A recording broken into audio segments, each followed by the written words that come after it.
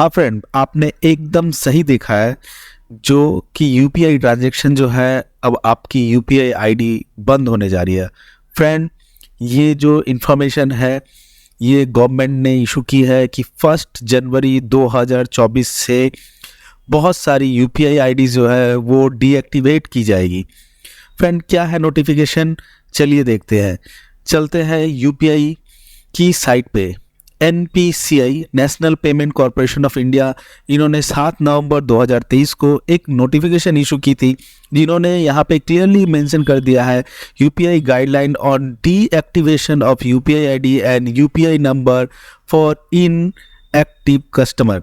हाँ फ्रेंड, अगर आप अपनी यूपीआई आईडी से पूरे फिनेंशियल ईयर में, साल भर में अगर कोई भी ट्रांजैक्शन नहीं करते हैं, एक साल अगर आप कोई भी ट्रांजैक्शन नहीं करते हैं, ना आपके यूपीआई आईडी से कोई पेमेंट आ रही है, ना आपके यूपीआई आईडी से कोई पेमेंट रिसीव हुई है, ना गई है, अगर कोई ट्रांजैक्शन नहीं करते हैं, तो एनपीसीआई की नोटिफिकेशन में एकदम क्लियर मेंशन कर दिया गया है कि ऐसे यूपीआई आईडी को फॉर सेफ्टी पर्पस आपको गवर्नमेंट सेफ रखने के लिए ये कदम उठा रही है।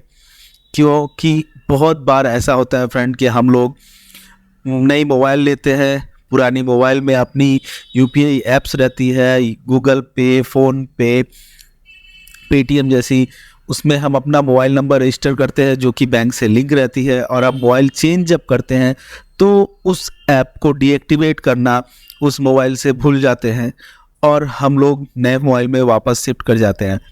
तो इसके कारण से कुछ फंड ट्रांसफ़र को लेके प्रॉब्लम्स आई है, कुछ फ्रॉड्स वगैरह जो है सामने आई है गवर्नमेंट के। इसलिए यहाँ पे क्लियरली मेंशन किया गया है कि all TPAP and PSP bank shall identify UPI ID and associated UPI number and phone number of customer who have not performed any financial debit, credit or non-financial transaction for a time period of 1 year from the UPI app।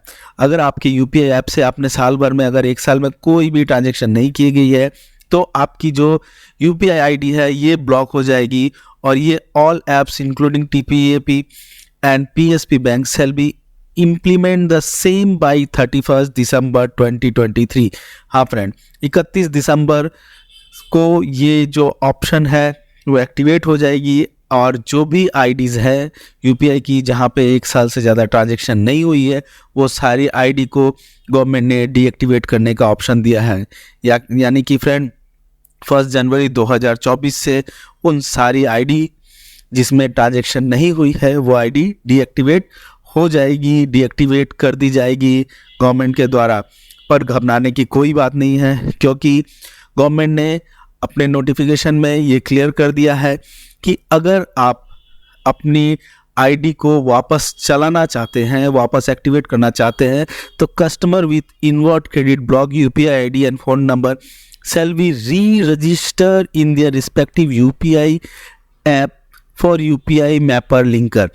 आप वापस से अपनी ID को link कर सकते हैं, अपने phone number को वापस से री रजिस्टर कर सकते हैं, और अपनी जो पेमेंट है वो वापस से आप यूपीआई ट्रांजैक्शन चालू कर सकते हैं। Non financial transaction using UPI PIN as needed, UPI PIN के थ्रू भी आप ट्रांजैक्शन कर सकते हैं। तो फ्रेंड, आज के लिए इस वीडियो में इतना ही। आपको नए साल की बहुत बहुत शुभकामनाएं। धन्यवाद।